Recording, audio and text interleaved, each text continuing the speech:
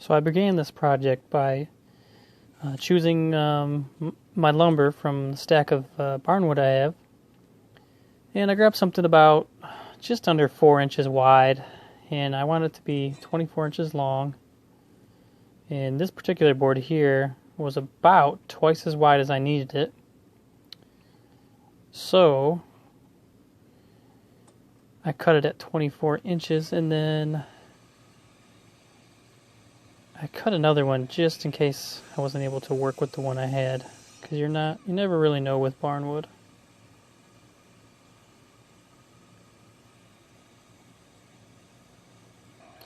So next I'll cut the brackets, and basically what I did here was I needed to make 2 squares, so make them equal on both sides, so equal to the width of the top of the shelf, and then vertically on the same width to make them a square.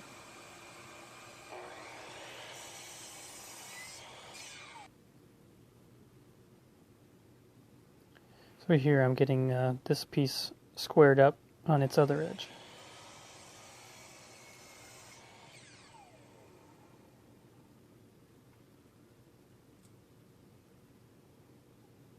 And then checking its dimensions.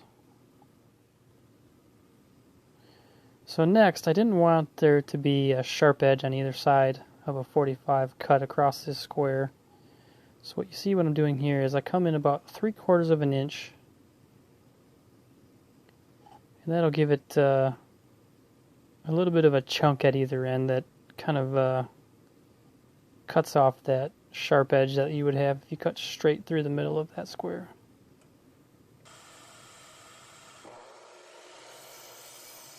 And because that piece of wood is so small, I used the block in front of it to hold it against the fence and to keep the hands away from that blade. So now that all that's done, I'm planing down the one edge. It's rounded over so much that the bracket won't actually sit on there flush and won't get good contact. So just take a few minutes if you have this issue with any barnwood you have and plane it down, and it won't take you too long. Before assembly, I decided to put 2 pocket holes in the back of this wood using a pocket hole bit on my router table. And this first one is a lot easier because I can push that straight down to create the hole, and then as I slide it over, I have a stop block on the left there, and that allows me to make that pocket hole to the length I need it to be.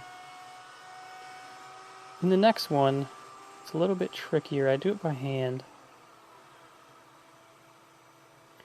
But what I had to do was find the center of that bit, and I marked it with a Sharpie, and you'll see here in the next. I marked the center of that bit with a Sharpie so that I knew when I was sliding my piece of wood, I could stop it at my other mark I put on the side of my board there. It allowed me just to slide it by hand and stop it. When you're doing a pocket hole jig on there, like I am, you want to shut the router off before you move that piece of wood. And there they are.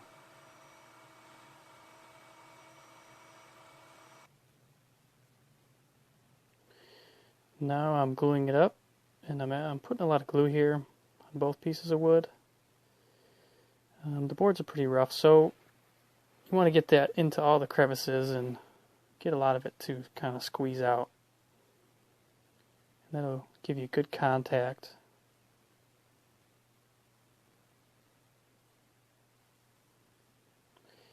Next I'll use some brad nails to secure it while it dries.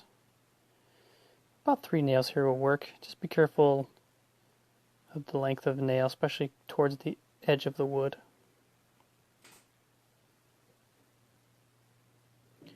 And there's the finished product right there. Not too fancy, but I'm crazy for barnwood, so I like it. Next I'll mount it, And what I did was I put my little level, it's about a 12-inch level, onto my pocket holes, and found the center of each side, and it just happened to be 2 inches and 10 inches. So there was 8 inches between the span, so it made it easy to mark them on the wall. And I added drywall anchors in after I drilled the holes out, and here I'm putting the screws in. So thanks for watching my project. A couple things to point out when you're working with barnwood is, even though I keyhole these, this board, without planing it and jointing it, is going to have some bows to it. And you can see before when I had to plane down this edge to put on this bracket. So when you screw it to the wall, this one over here, I actually had to leave the screw out probably an 1/8 inch farther, and it takes you a minute to set it down there. I didn't show you in the video, it was kind of hard to show that.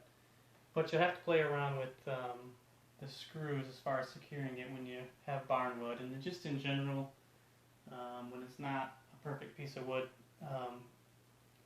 from a lumber yard. So again, thanks for watching. If you have any questions, please leave them in the comments. And if you like my videos, please subscribe, and always hit that like button. I appreciate it. We'll see you next time. Thanks.